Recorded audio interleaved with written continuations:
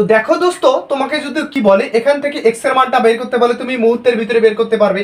তাহলে কি হবে, 2x প্লাসটা এই যে 3 এদিকে প্লাস আছে, ওদিকে বাম পাশ থেকে ডান পাশে গেলে মাইনাস হবে, এটা হলো তাহলে 2x।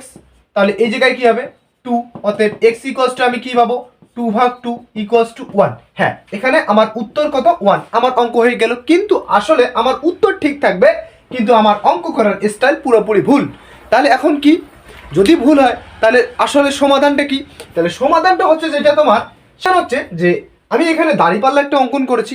তো দাঁড়িপাল্লায় দেখো এই যে এদিকে রেখেছে 2x প্লাস 3 ইকুয়ালস টু 5, তার মানে ব্যালেন্স অবস্থায় আছে। তাহলে এখানে 2x প্লাস 3 আর এদিকে আমার 5 আছে। এখন প্রশ্ন হচ্ছে যে কখনো আমরা কি দেখেছি যে 5 মাইনাস 3 এখন কি ব্যালেন্স হবে? কখনোই হবে না।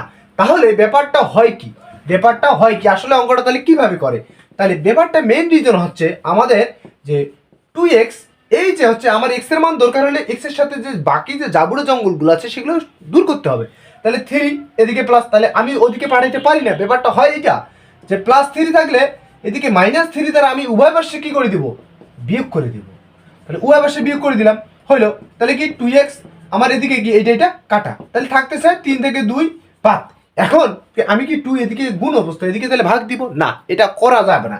তাহলে কি করতে হবে, আমাদের উভয় পাশে 2 দ্বারা ভাগ করবো। তাহলে 2x ভাগ 2 ইকুয়ালস টু এই যে 2/2। তাহলে এই 2 কাটা, এই 2 কাটা, তাহলে x ইকুয়ালস টু 1। মূলত আমাদের নিয়ম হচ্ছে এইটা, না হলে তো আমাদের পাল্লা পাত্র ব্যালেন্স থাকবে না, তাই না? তো নিয়ম হচ্ছে এইটা। তো এরকম ভাবে করা হয়, কিন্তু আমাদের ওইভাবে আগের নিয়মে করলে উত্তর ঠিক থাকে, কিন্তু মেন প্রসেস এইটা। তো ভালো লাগলে পাশে থাকবেন, ধন্যবাদ।